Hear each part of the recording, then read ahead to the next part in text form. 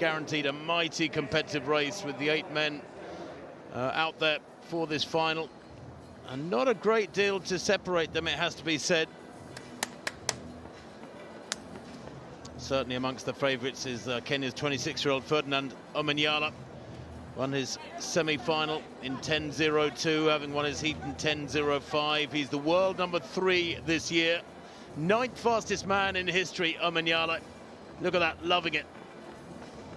And well, he might, because he was so frustrated to be denied an opportunity to really show what he's capable of at the World Championships because of visa problems arriving late in Eugene. There's the lineup: Azamati of Ghana, Abeykoon of Sri Lanka, Omanyala of Kenya, right up alongside Akani Simbine of South Africa. That's a big clash, 3 and 4. Aseme of Cameroon in 5. Mitchell Blake of England goes in 6, 200 specialist.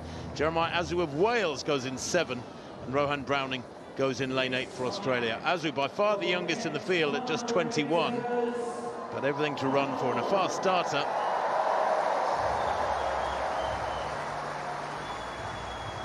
Let's take a look at these fellas as they are led out onto the track.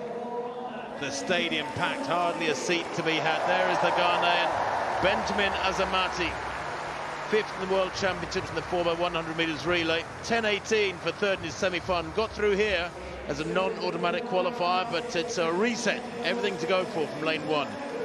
Yupun Abeykoon goes in lane 2. The Sri Lankan is 27. 4th in his semi-final, 10.20. Again, just behind Azamati. He too got through as a non-automatic qualifier. Ferdinand Omanyala, well, a semi-finalist at the World Championships, when surely he should have been a finalist, the Kenyan.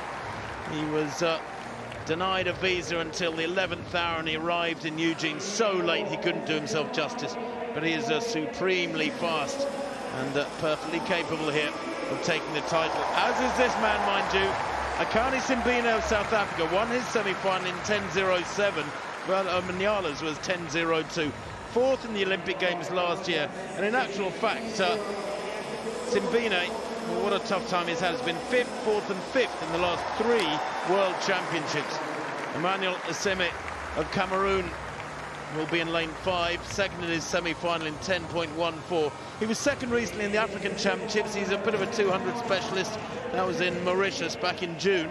But Peters set a personal best and a national record in his heat yesterday. Brilliant from Aseme. That was 10.08. Huge roar for Nathaniel Mitchell Blake, the only Englishman in this final. He goes in lane 6. He too is a 200 specialist. Won his semi-final in 10.13. He'll need to go quicker here, and he will finish fast, you can be sure of that. Jeremiah Azu of Wales. Azu's coming.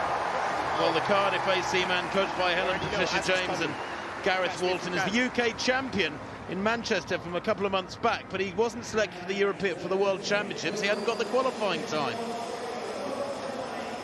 And Rohan Browning of Australia completes the lineup. The 24-year-old law student was 2nd in his semi-final, 10.17. Went out in his heat of the World Championships. Well, he's given a much better account of himself here.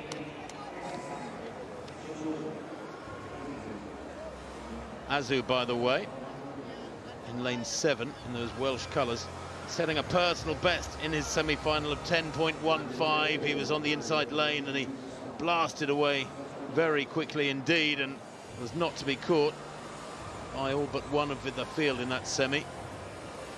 So who will beat the champion, Rob? Well, Who's your money on?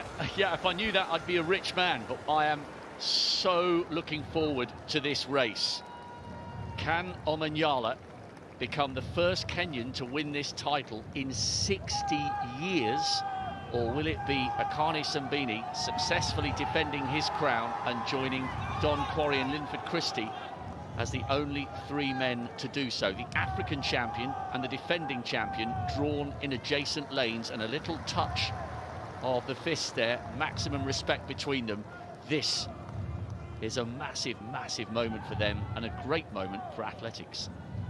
Linford Christie winning consecutive titles for England back in 1990 and 94. Then it was Atto Bolden of Trinidad and Tobago in 98. Kim Collins, remember him, for St Kitts and Nevis in 2002 was the champion. Asafa Powell took the first of 3 Jamaican golds in 2006 in Melbourne. Then Lerone Clark of Jamaica took gold in Delhi 2010, followed by Kimart Bailey-Cole in 2014 in Glasgow. And Simbine, yes, he is the defending champion.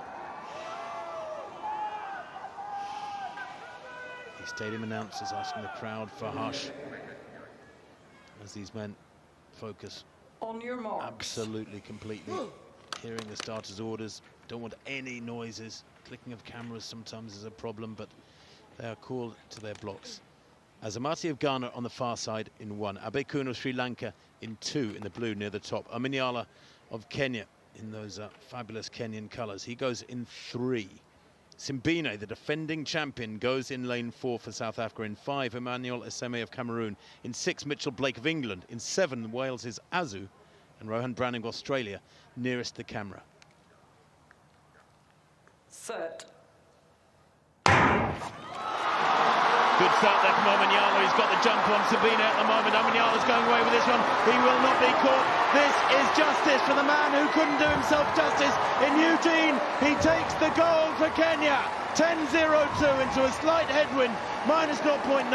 But daylight between Ferdinand Omanyala of Kenya and the rest. Maybe about a meter's difference in it. And the winning time, well, it doesn't matter a hoot. Who cares that it wasn't under 10 seconds?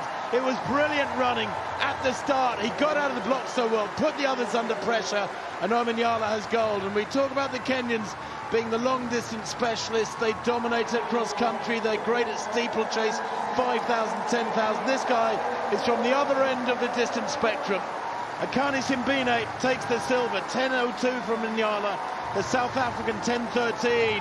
I think a tinge of disappointment of those features. He was well beaten, but he does take the silver.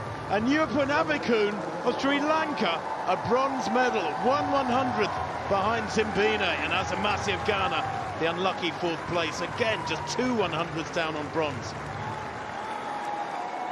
Well, from a neutral's point of view, you've got to be so pleased for Omanyala.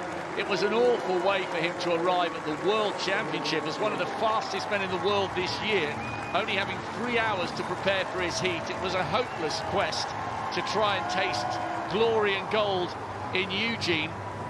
And he was under huge pressure tonight, drawn right next to Akani Simbine, the defending champion, who's finished with another Commonwealth medal, silver this time, and I think he is disappointed. He felt like he let an opportunity slip there. You can tell that he's a little bit reflective rather than relieved with that silver. Amazing bronze for Yupun Abeykoon. The history just keeps on coming for the Sri Lankan. Their first athlete under 10 seconds and their first on the Commonwealth podium, bronze. But what about that? No Kenyan has won this title since Serafino Antal won in 1962 when it was over 100 yards. History again tonight in Birmingham. The Kenyan will be the toast of a nation thousands of miles away. Well, Omanyala was the favourite. You look at his credentials on paper, the 4th fastest in Commonwealth history, 9th fastest man ever from anywhere around the planet. 9.77 he ran in the middle of September last year, and there was never any doubt about it. He led from the very first stride. Simbine tightening up there with the pressure of trying to get back. That's more than a metre lead. Great running on the near side from Browning, who just got out dipped. It was so tight. You look at the place times, I'm telling you, from 2nd place down to 6th place, just 7 100ths of a second. I mean, that is a very, very tight finish indeed. I thought it looked there 20 metres out like Browning was going to get a medal. Yeah, I did, because he was closing, and then it all got a little bit tight on the line. I said this during the semi-finals. He looks like he's built like a boxer rather than a sprinter. His upper body is absolutely massive. And just like Julius Yego, who became a world champion for Kenya in the javelin, Omanyala is showing that the Kenyans don't just win medals when it comes to the steeplechase, the 1500, the 8, the 5 and the 10.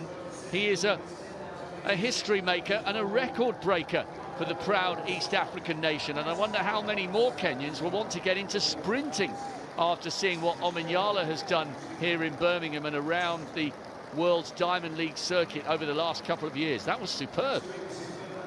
Wasn't it just? And frankly, it wasn't close come the finish. 10.02 to 10.13. That's a metre and more, the speed they're moving at.